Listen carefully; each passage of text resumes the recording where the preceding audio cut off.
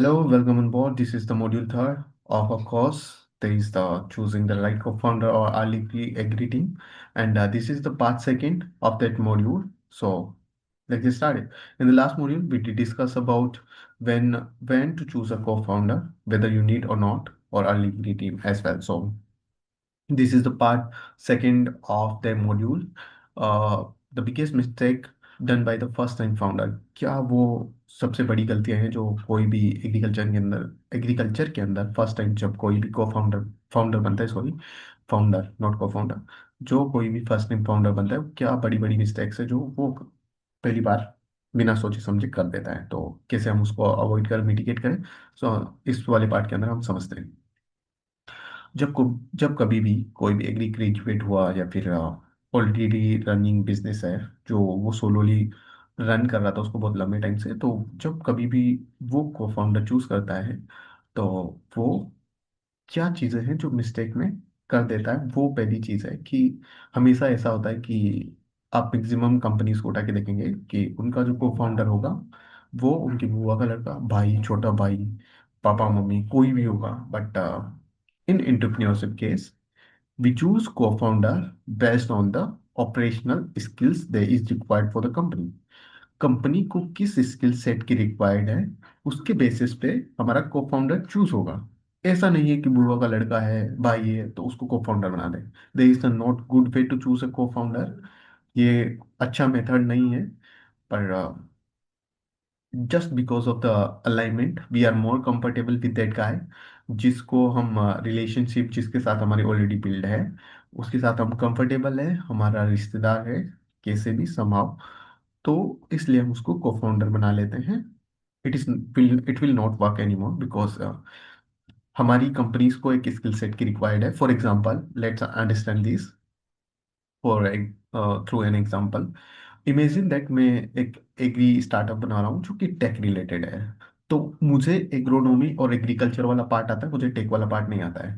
पर मैंने मेरा को फाउंडर जो है वो भी एग्रीकल्चर का ही चूज कर लिया है। तो again we would need to be one guy that should from the tech oriented, from the tech zone. So we also have bring on board to that guy. So what we will offer to that guy, so it may be the part of equity. We do have to pay some amount of fee to that guy. So to avoid these things, इसको हम neglect करने के लिए हम क्या करेंगे, मैं क्या करूंगा एज अ को फाउंडर, आप क्या करेंगे, मैं उसी बंदे को फाउंडर बनाऊंगा या उसी बंदे को मेरी कंपनी के अंदर लाऊंगा ओनरशिप के अंदर, कि जो एक पर्टिकुलर स्किल सेट कंपनी के लिए ला रहा हूँ। ऐसा नहीं है कि मैं भी एग्रोनॉमी का हूँ, मैंने एग्रोनॉमी का ले लिया, अब टेक की जरूरत है बिजनेस को, तो हमारे पास टेक है ही नहीं। तो मैक्सिमम केस में ऐसा होगा कि मैं एक टेक वाला बंदा ही लाऊं, ऐसा प्रेफर करूं, क्योंकि इससे क्या होगा, जो बिजनेस के अंदर जो कमी थी वो हमारे को फाउंडर के द्वारा पूरी हो गई। हमारा जैसे को फाउंडर आया, जिस स्किल सेट की रिक्वायर्ड कंपनी को थी वो स्किल सेट हमारा को फाउंडर बोर्ड पर लेके आ गया। तो we will combinedly do the all task, move forward, so they will help you running the company smoothly. ऐसा नहीं करेंगे, ये मेरा छोटा भाई है, मेरे पापा है, मेरी बुआ का लड़का, इस पे विश्वास है, इसको मैं को फाउंडर बना देता हूँ। They is not a good way to run a company, to choose the co founder as well. Business और रिलेशन दो अलग चीजें हैं, उनको हम मर्ज नहीं करेंगे। और दूसरी चीज, ऐसा क्यों नहीं करेंगे, we will not hire those people whom we can not fire. हम उन लोगों को कभी भी हमारे बिजनेस और कंपनी में हायर नहीं करेंगे जिनको हम कभी फायर नहीं कर सकते हैं। ठीक है।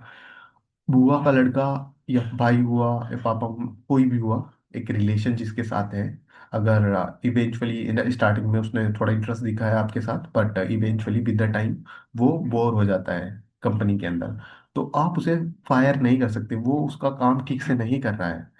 आप तो फाउंडर हो, आपको तो सारी चीजें देखनी पड़ेगी, बट समहाउ आपको पता लगता है कि he is not doing everything that should be in the right way, वो काम चोरी कर रहा है, तो अब उसको निकाल भी नहीं सकते क्योंकि वो मौसी का लड़का है, रिश्ता खराब हो जाएगा। तो हम कोशिश करेंगे, will not hire people those whom we can not fire. This is the good thing when we are selecting, keep in your mind when we are selecting a co-founder for our company, so they would be the good way to select। I hope ये समझ में आई होगी। हम ऐसा कभी नहीं करेंगे कि वो हमारा फ्रेंड है, हमारी कन्वीनियंस है, कॉलेज में साथ पढ़े, सेम कॉलेज है, सेम बैकग्राउंड है, तो ये बहुत डेंजरस है। आपका को फाउंडर आपका फ्रेंड नहीं है। आपका को फाउंडर आपका एक लॉन्ग टर्म पार्टनर है आपके बिजनेस के अंदर, जो आपके बिजनेस को समझेगा, एक स्किल सेट आपकी कंपनी के लिए लेके आएगा, जिससे कंपनी ग्रो करेगी बहुत अच्छे लेवल पर। So will keep this thing in our mind, so we can grow, right. So I hope ये वाला पार्ट भी आपको समझ में आया होगा। मैंने पहले भी कहा है कि अब पार्ट्स में वीडियो बनाने लगा हूँ, because long form of video को देखना एक टास्क टाइप लगता है कि 30 मिनट 40 मिनट एक टिप कॉन्सेंट्रेटली उस चीज को देखते रहो। बीच बीच में ऐसा होगा कि आपका माइंड उड़ जाएगा, फिर आपका ध्यान कहीं और चला गया, फिर उसको पीछे लेके वापस देखना बोरिंग चीज है। पर छोटे छोटे पार्ट्स में वीडियो बनाना, छोटे छोटे गैप्स में वीडियो बनाना, ये हेल्प करता है आपके कंसंट्रेशन को बहुत अच्छा बिल्ड करने में और चीज़ों को समझने में। आई होप आपको मजा आया होगा।